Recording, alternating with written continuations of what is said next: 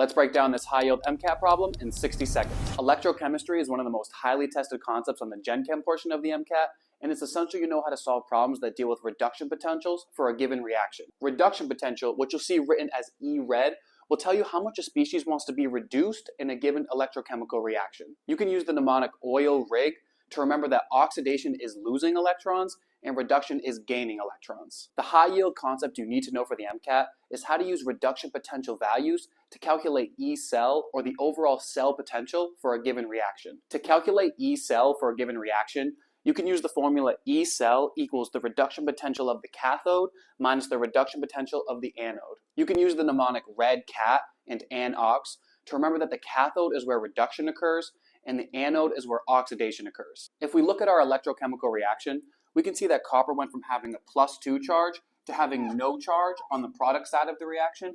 This means that copper gained 2 electrons.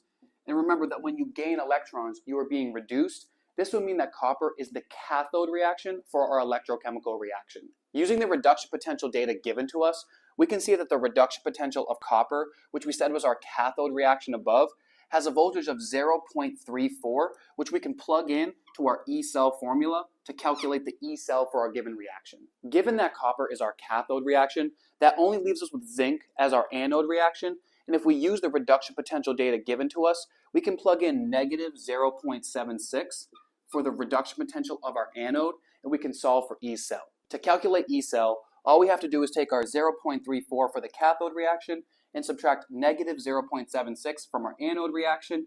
If we do this, we're actually going to add them together and get 1.10 volts, and that would be the E cell, or the overall cell potential for our given reaction.